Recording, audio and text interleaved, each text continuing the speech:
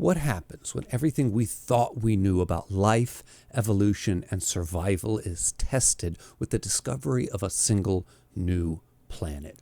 One man dared to ask this question, and that's what we're going to talk about today. Although, to be fair, it was probably over the course of history. I mean, I'm sure several people have asked the question. It's probably more than one dude that's been asking this, but nuance doesn't exactly play well in the introduction to a video. You know, you get it, right?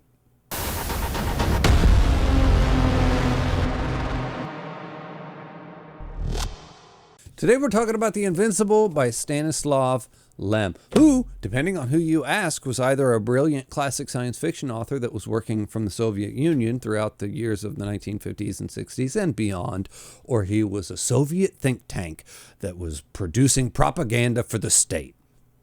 Just saying. Anyway, this will be a review, my spoiler-free review. It's pretty much, I didn't know anything going into this. I know it's an old book, and like the idea of spoiler-free on a book this old is kind of silly, but like I said, I didn't know anything going into it, and I wouldn't want to taint this experience for anybody else that wants to get into it as well, because I really did enjoy this. I thought this was a fabulous book. This is not what I intended for to be my starting point into Stanislaw Lem. I'm not sure that sentence made any sense, but I was going to start with Solaris. That was always my intention, but here we go. It kind of got thrown off because this was the Patreon pick winner for the month of November, and the patron who nominated it for me was Philippe. Okay, so I do want to say thank you to Philippe for nominating this book, and thank you for giving me the kick in the butt that I needed to get into Stanislaw Lem, because this was wonderful. It really was. It was a really good book. I had a really good time. It was great. Now, I will say the build-up and the introduction and everything was one of my favorite parts to it, and it's quite a bit of the book. And it seems strange considering that even on the back of the book, it tells you that we're going to a planet and we're going to find a new life form there. And it is essentially nanobots that have evolved completely free of any idea of what we would think evolution is or is even capable of being. It breaks all the laws of what we know to be true in nature, and it goes against the grain of everything. So the fact that it takes a shockingly long amount of time to get to that part of the book, I was like, you know, it feels almost unnecessary, the length of time that we're spending building tension, building atmosphere, building almost dread on this planet. But that was some of the best parts of the book. The atmosphere was almost palpable. It was so well done. We are drawn to this planet because we lost contact with a sister ship, another spaceship that is identical to the one that we have, and we go there and we're looking for it, and then we're finding it, and we're not finding anyone aboard it, and it seems to be derelict at this point. But how and why did this happen, and what's going on? And it's very eerie, like the way that the book is like unfolding, and like I said, building tension. It was so well done. I was loving, just relishing in the atmosphere that he was, like I said, just almost dread as you're finding more and more out about what's going on here, and more of it's just wrong. It's not how this should be happening or should have happened. None of this is right.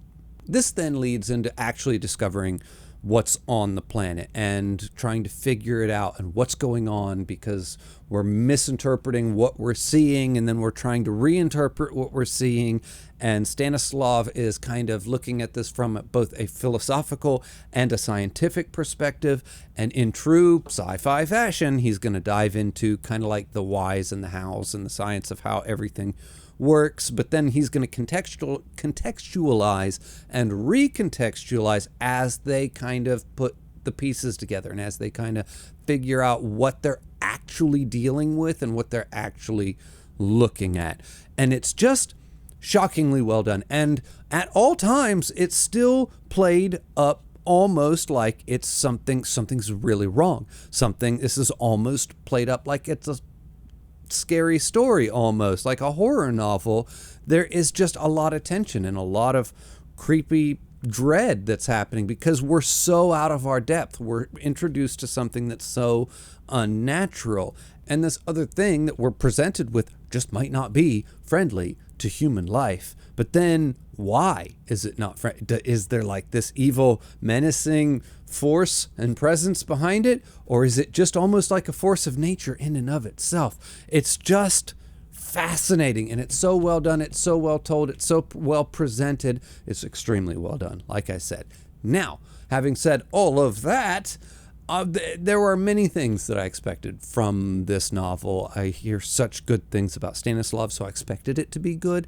I personally love classic science fiction. It is one of my favorite genres, so I also expected it just to speak to me on an interest level. All of this is true.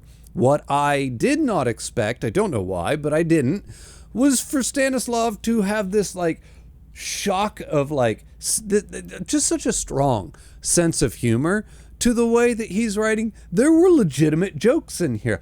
I found myself several times laughing out loud at just the dry wit and humor that he had that would underlie some of the dialogue in this. And I was not expecting, especially from Soviet era classic sci-fi. Classic sci-fi isn't known for its wit and its humor to begin with, unless your name is Philip K. Dick, in which case, okay, then the whole thing is made of dry wit and humor. But this is, like I said, I just didn't expect it. But there's like some back and forths between like the scientist and the captain of the ship, where the captain of the ship asks how much force the force field can take. He's just cutting them off mid-sentence because he doesn't understand what they're saying. It's hilarious. But like I said, then it goes right back to being weird and creepy and, philosophical, and it's brilliant. Then we get to the end of the book. Don't worry, I'm not going to spoil it for you, although I probably could.